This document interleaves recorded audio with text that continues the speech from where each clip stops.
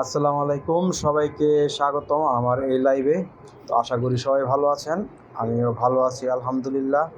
তো আজকে বাংলাদেশ ভার্সেস ইন্ডিয়ার মধ্যকার টি-20 সিরিজের প্রথম ম্যাচটি শুরু হবে বাংলাদেশ সময় 7:30 বাজে। ক্যাপশনে যেটা দেওয়া আছে সেটা হচ্ছে ইন্ডিয়ান টাইম, এটা বাংলাদেশি টাইম না। 7টা বাজে টস হবে, 7:30 বাজে হচ্ছে খেলা হবে। এবং সম্ভাব্য স্কোয়াডও কিন্তু আমার ক্যাপশনে দেওয়া আছে। তো বাংলাদেশ কিন্তু এখন পর্যন্ত ইন্ডিয়ার সাথে মাত্র একটি টি-20 জিতেছে।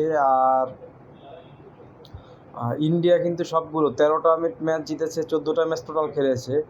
তো বাংলাদেশের সামনে সুযোগ ছিল কয়েকটা ম্যাচ জেতার, সেই ম্যাচগুলো হেরেছে। বিশেষ করে বিশ্বকাপে তারা 2016 সালে যেটা ইন্ডিয়ায় হয়েছিল সেই ম্যাচে কিন্তু বাংলাদেশের সুযোগ ছিল 3 বলে 2 রান নিতে, সেইটা কিন্তু নিতে ব্যর্থ হয়েছিল। কারণ মুশফিকুর রহিম, মাহমুদুল্লাহ রিয়াদ এবং যারা ছিলেন ব্যাটিংয়ে তারা কিন্তু পরপর আউট হয়ে যান, কোনো রানই নিতে পারেনি এবং বাংলাদেশ ওই ম্যাচটা 1 রানে হারায়। সেটা ছিল বাংলাদেশের টি-20 ইতিহাসের সবচেয়ে বাজে একটা হার। এরকম আরও একটা হার হয়েছে, সেটা সেই ইন্ডিয়ার মাটিতেই, তার পরের বছর বা সেই বছরেই কার সাথে, আফগানিস্তানের সাথে। তো এই হচ্ছে অবস্থা, বাংলাদেশ আসলে টাফ ম্যাচগুলো খেলতে পারে না। তো আজকে ইন্ডিয়ার নতুন একটা দল, এই দলটার সাথে ম্যাচ জিতে শুরু করতে পারলে সেটা তাদের জন্য অনেক ভালো হবে। যদিও আমাদের সাংবাদিকরা তাদের প্র্যাকটিস দেখেই সাংবাদিকরাই বেশি ভয় পেয়ে যাচ্ছে প্লেয়ারদের থেকে। তো বল কিন্তু 120টার বেশি কেউ পাবে না। প্লেয়াররা সব ছক্কা মারবে, প্রত্যেক বলে 6 মারা সম্ভব না। আবার 10টা ভালো বল হলেও কিন্তু আপনার 10টা উইকেট ফেলে দেওয়া সম্ভব। তো আপনার ওই ভয় পেয়ে কোনো লাভ নেই। খেলাটা নিজের বুকে মনে সাহস রেখে খেললে, ভালো রেজাল্ট করা, পজিটিভ মাইন্ডসেট নিয়ে খেললে কিন্তু ভালো খেলাই যাবে এবং জিতাও যাবে, অসম্ভব কিছু না। কারণ এর আগের সিরিজ যেটা হয়েছিল সেখানে কিন্তু বাংলাদেশ প্রথম ম্যাচটি জিতেছে এবং লাস্ট ম্যাচটাও কিন্তু বাংলাদেশের কাছে জিতার সুযোগ ছিল এবং সিরিজ জয়ের সুযোগ ছিল। সেখানে নাইম শেখের 81 বা 82 রানের একটা ইনিংস ছিল সেই টি-20 সিরিজে। তো টস হয়নি এখনও, টস হয়ে যাবে। টস করার জন্য মাঠে নামছে সূর্যকুমার যাদব, ইন্ডিয়ার অধিনায়ক এই সিরিজের জন্য বা টি-20 জন্য। কারণ তাদের মেইন টিম থেকে কিন্তু বিশ্বকাপ জয়ের পরেই কিন্তু অবসর নিয়েছে রোহিত শর্মা, বিরাট কোহলি এবং রবীন্দ্র জাদেজা। তো বুমরাও এই সিরিজে নেই, অ্যাবসেন্ট আছে। এছাড়া তিলক বার্মা ঢুকেছেন, শিবম ডুবে ইঞ্জুরির জন্য বের হয়ে গেছেন, রায়ান পরাগ আছে, সামজু স্যামসন আছে, অভিষেক শর্মা আছে, রিঙ্কু সিং আছে, আর্শদীপ সিং আছে বলার, সূর্যকুমার যাদব তো ক্যাপ্টেন, তারপরে হার্দিক পান্ডিয়া অলরাউন্ডার কোটায় খেলবেন। এছাড়া খেলবেন ওয়াশিংটন সুন্দর। এরা মিলেই টিমটি হবে। বাংলাদেশে আজকে পারভেজ ইমনকে একটা সুযোগ দেওয়া হোক, কারণ আমরা দেখেছি যে ছোটো তামিমের কথা বলা হয়, সে বিশ্বকাপে সবগুলো ম্যাচ খেলেছে, সেইভাবে কোনো সাকসেস পায়নি, একটি 50 পেয়েছিল। এবং টি-20 ওয়ার্ল্ড কাপের সবগুলো ম্যাচ খেলেছে, সে কিন্তু ওইভাবে সাকসেস পায়নি যেটা পেলে বাংলাদেশের উপকার হয়। তো বাংলাদেশ টিম নতুন করে টিম সেট করছে, এটা মাহমুদুল্লাহ রিয়াদের শেষ সিরিজ হয়ে যেতে পারে। দেখা যাক তিনি আজকে খেলেন কি না, তাকে নির্বাচকরা নেয় কি না সেটা সময় বলে দিবে, নিবে কি নিবে না। তবে সিনিয়র প্লেয়ার হিসাবে একজন নেওয়া উচিত সাকিব, যেহেতু এই সিরিজে নেই। সাকিবের বদলেই মেহেদী হাসান মিরাজকে নেওয়া হবে। শান্ত ক্যাপ্টেন কোটায় খেলবে মনে হচ্ছে। তার ব্যাটিংয়ের অবস্থা খুবই দন্যদশা, যদিও টেস্ট ম্যাচে ভালো খেলেছিল এবং 82 রানের একটি ইনিংস ছিল। তো 82 রানের ইনিংসটা সেঞ্চুরি করতে পারেনি, সেটা একটা ব্যর্থতা। তো এছাড়া লিটন কুমার দাস ইন্ডিয়ার সাথে ভালো খেলে এইরকম একটা কথা চাউর আছে, কিন্তু রিসেন্ট পাস্টে কিন্তু ভালো খেলে না। 2022 বিশ্বকাপের পরে আর ইন্ডিয়ার বিপক্ষে যতবার দেখা হয়েছে, ওয়ানডে বিশ্বকাপ বলেন আর টি-20 বলেন আর টেস্ট ম্যাচ বলেন, কোথাও তার ব্যাট হাসেনি বা ব্যাট চড়া হয়নি, যেটা হচ্ছে তার জন্য চিন্তার কারণ। এবং তিনিও ব্যক্তিগতভাবে কিন্তু লাস্ট টেস্ট সিরিজে ভালো খেলেননি, সেটা আমরা দেখেছি। তো আজকে তার উপরেও ভরসা রাখতে হবে বাংলাদেশের, কারণ যতই বলা হোক সিনিয়র প্লেয়াররা চলে গেলে কিন্তু লিটন কুমার দাস, শান্ত এরাই কিন্তু টপ প্লেয়ার। তারপরে আছে তৌহিদ হৃদয়, যদিও বিশ্বকাপে প্রথম 2টা ম্যাচ ভালো খেলে লাস্টের দিকের ম্যাচগুলো তিনি করতে পারেনি ভালো। জাকির হাসান, তিনি বিশ্বকাপে ভালো খেলেননি। রিশাদ হোসেন বোলিং ভালো করেছেন, ব্যাটিং ভালো করতে পারেননি। বিশ্বকাপের আগে শ্রীলঙ্কার সাথে কিন্তু হোমে আবার ভালো ব্যাটিং করেছিলেন। এছাড়া পেসে তাসকিন আহমেদ, তানজিদ হাসান সাকিব এবং মুস্তাফিজুর রহমান এরা আছেন। বামহাতি 2জন নেবেন কিনা সেটা সময় বলে দিবে। তো শরীফুলও কিন্তু ভালো ফর্মে ছিল, ইনজুরির জন্য টেস্ট ম্যাচ সেকেন্ডটা খেলতে পারেনি পাকিস্তানে, এবং ইন্ডিয়া সিরিজে তাকে দলেই নেওয়া হয়নি, কিন্তু টি-20 সিরিজে আবার আছে। তো এখন 3জন পেসার কাকে কাকে নেওয়া হবে সেটা টস হলেই বোঝা যাবে, এখনও টস হয়নি। কিছুক্ষণের মধ্যেই টস হয়ে যাবে, 7টা বেজে গেছে প্রায়। টস হলে টসে স্কোয়াড কী হতে যাচ্ছে সেটাও জানানোর চেষ্টা করবে এই লাইভেই।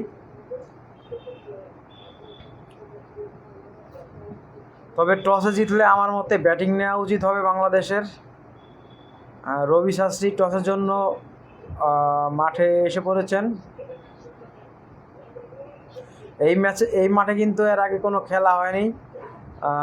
এই মাঠে এটাই প্রথম ম্যাচ, প্রথম ইন্টারন্যাশনাল ম্যাচ হবে আজকেই ম্যাচ দিয়ে শুরু হবে প্রথম ম্যাচ।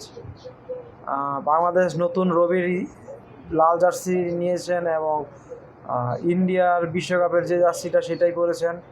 টস করার জন্য কয়েন উপরে মারলেন যাদব এবং টস জিতেছেন কে? ইন্ডিয়া টসে জিতেছে। ইন্ডিয়া টসে জিতে বোলিংয়ের সিদ্ধান্ত নিয়েছে। বাংলাদেশ টসে জিতলে হয়তো বাংলাদেশও বোলিং নিত। তো যাই হোক, বোলিং নিয়েছে বাংলাদেশ। দেখা যাক ব্যাটিং পেয়ে কতখানি রান করতে পারে, সেটা ইন্ডিয়ার জন্য চাপ তৈরি হয় নাকি বাংলাদেশের জন্য চাপ হয়, দেখা যাক। বাংলাদেশ কত স্কোর দিলে সেভ হবে সেটা কমেন্ট করে জানাতে পারেন। তো আমার মতে কমপক্ষে, যেহেতু টসে জিতে গেছে, কমপক্ষে 170 থেকে 180 রান হলে সেটা ফাইট করার জন্য যথেষ্ট হবে। কিন্তু এর নিচে রান হলে সেই ম্যাচ জিতা কিন্তু এত সোজা হবে না ইন্ডিয়ার বিপক্ষে।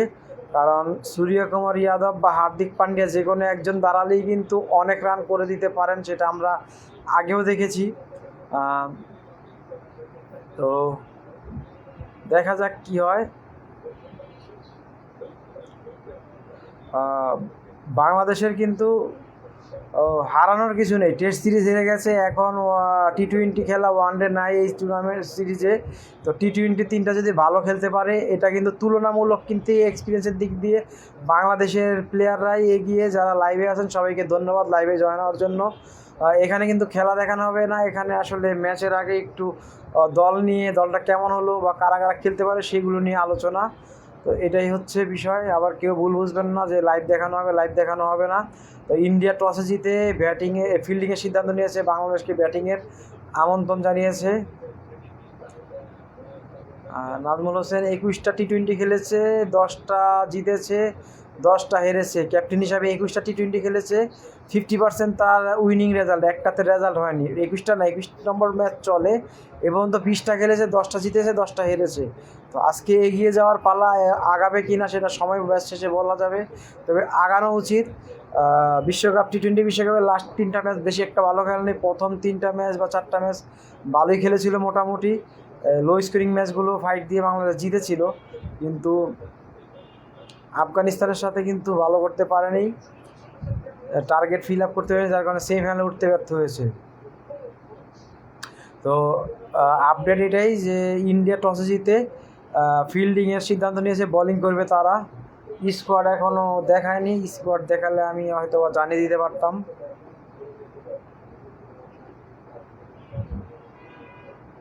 তো যেটা দিয়েছে সম্ভাব্য সেটাই হওয়ার সম্ভাবনা আছে, দেখা যাক কি হয়।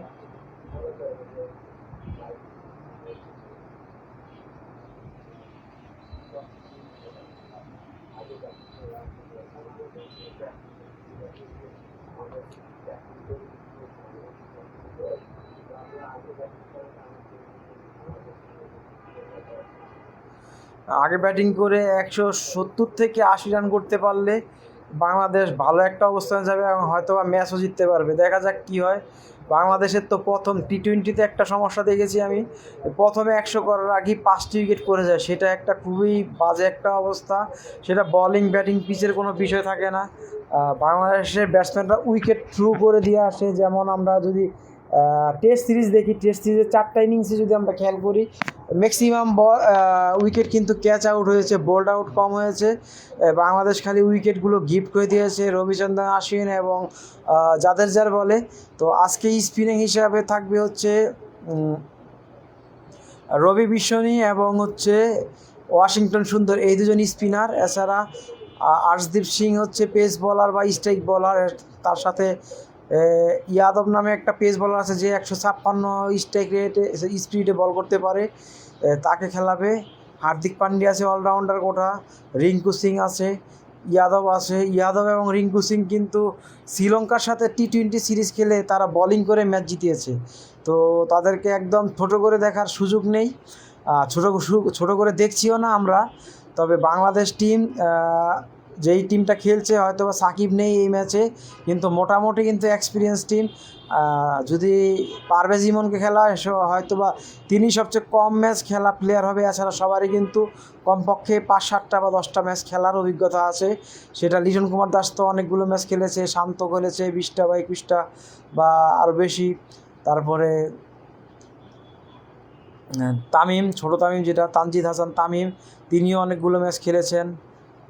এছাড়া আছে তাহিদ হৃদয়, তিনিও অনেকগুলো ম্যাচ খেলে ফেলেছেন অলরেডি। জাকির হাসান, তিনিও কমপক্ষে 6-7টার উপরে ম্যাচ খেলে ফেলেছেন। মেহেদী হাসান মিরাজ, তাকে আজকে সাকিব আল হাসানের ভূমিকা পালন করতে হবে, অলরাউন্ডার ভূমিকা। বাংলাদেশে বামহাতি বলারের আজকে একটা শর্টেজ আসতে পারে, সেক্ষেত্রে রাকিবুলকে কি নিয়েছে কি না স্কোয়াডটা আসলে এখনও জানি না। আসলে কাকে নিয়েছে সেই স্কোয়াডটা এখনও দেখানো হয়নি, যার কারণে আসলে এখন বলতে পারছি না দলে কে কে আছে। স্কোরটা দেখালে অবশ্যই আপনাদের এই লাইভের মাধ্যমে দেখানোর চেষ্টা করব বা বলার চেষ্টা করব। যারা যারা লাইভে আছেন তাদেরকে অসংখ্য ধন্যবাদ লাইভে জয়েন হওয়ার জন্য। তো বাংলাদেশ সময় 7:30টায় খেলাটি হবে। টস অলরেডি হয়ে গেছে, ইন্ডিয়ার সূর্যকুমার যাদব টস জিতে বাংলাদেশকে ব্যাটিংয়ের আমন্ত্রণ জানায় এবং বাংলাদেশ টিম ব্যাটিং করবে।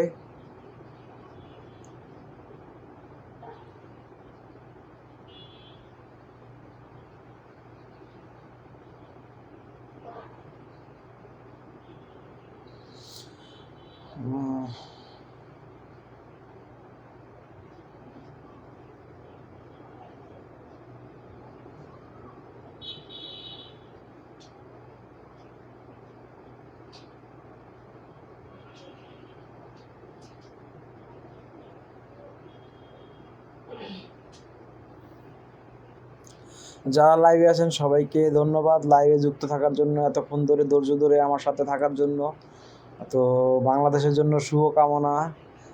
কি করে দেখা যাক, একটু যদি স্টেবল ব্যাটিং করে ক্রিজে থেকে একটা ইনিংস যদি কেউ ধরে লম্বা করে বা একটা পার্টনারশিপ করে ফেলে, সেক্ষেত্রে কিন্তু বড় টোটাল করা সম্ভব, অসম্ভবের কিছু নয়।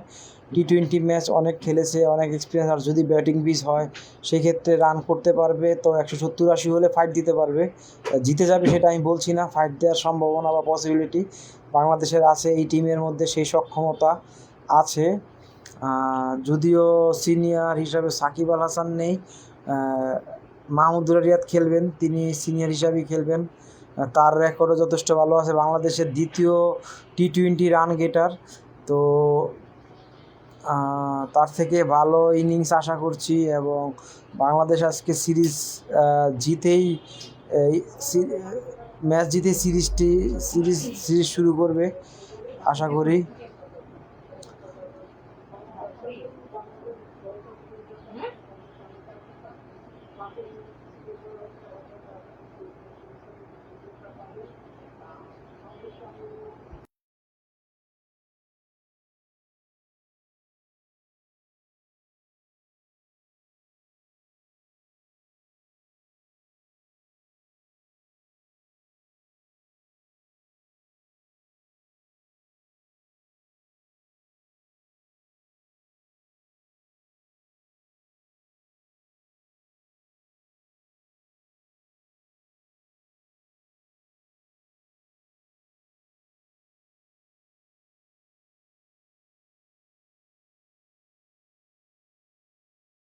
হুম, বাংলাদেশের স্কোয়াড নাজমুল হোসেন শান্ত দলীয় অধিনায়ক, তারপরে Liton Kumar Das wicket keeper, Parvez Hossain Emon opening batsman, তৌহিদ হৃদয় 2 down batsman, Zakir Ali middle order বা উইকেট কিপার ব্যাটসম্যান, মেহেদী হাসান মিরাজ সাকিব আল হাসানের পরিবর্তে এসেছেন অলরাউন্ডার হিসাবে, Rishad Hossain leg spin bowler, তিনি বিশ্বকাপে বাংলাদেশের মধ্যে টপ উইকেট টেকার ছিলেন, তার থেকে ব্যাটিংটাও আশা করি। Mahmudullah Riyad experience player middle order batsman, যদিও বিশ্বকাপের প্রথম 2টা ম্যাচ ভালো খেলেছে কিন্তু পরবর্তী ম্যাচগুলো আর ভালো খেলেনি, আজকে তার থেকে ভালো খেলা আশা করছি। আর তারপরে Taskin Ahmed pace bowler, Mustafizur Rahman left arm cutter slower pace bowler, Shoriful Islam তিনিও left arm bowler, Tanzid Hasan সাকিবকে নেওয়া হয়নি। তো এই হচ্ছে একাদশ, ইন্ডিয়ার একাদশ। Sanju Samson wicket keeper batsman Indian, Abhishek Sharma opening batsman, Surya Kumar Yadav captain, Ritesh Kumar Reddy middle order batsman, Hardik Pandya allrounder, Riyan Parag allrounder, Rinku Singh allrounder, হ্যাঁ Washington Sundar bowling batting allrounder, বামহাতি বোলার ডানহাতি batsman, Varun Chakraborty spin bowler off spin bowler, হ্যাঁ আর্শদীপ সিং পেস বোলার, আর কেউ নাই। মায়াঙ্ক ইয়াদব 156 গতিতে বল করার ক্ষমতা রাখে। তো আমরা যেহেতু রানাকে খেলে অভ্যস্ত হয়েছি, তো তার বলও আমাদের জন্য বেশি একটা কঠিন হবে না। এই হচ্ছে 2 দলের একাদশ। বাংলাদেশ নাজমুল হোসেন শান্ত, লিটন দাস, পারভেজ ইমন, তাওহিদ হৃদয়, মাহমুদুল্লাহ রিয়াদ, জাকির আলী, মেহেদী হাসান মিরাজ, রিশাদ হোসেন, তাসকিন আহমেদ, মুস্তাফিজুর রহমান, শরীফুল ইসলাম। হ্যাঁ, এটাই তো 11।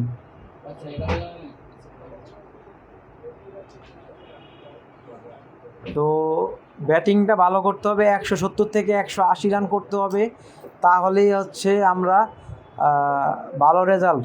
তো আমাদের জন্য ফুচকা চটপুরি নিয়ে আইসো, একদম চাইয়েই নিয়ে আইসো, লাইভেই আমরা বলছি, ঠিক আছে? ওকে,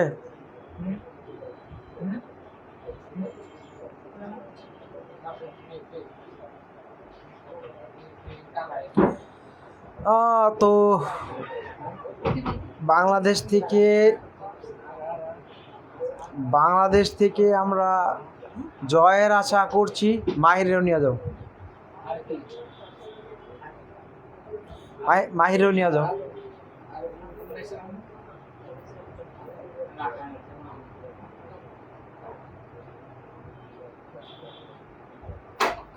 ওরে সর্বনাশ, কর্তা আছে কি? আরে কর্তা দেখ না, কর্তা আছে কি? আয় হায় হায়।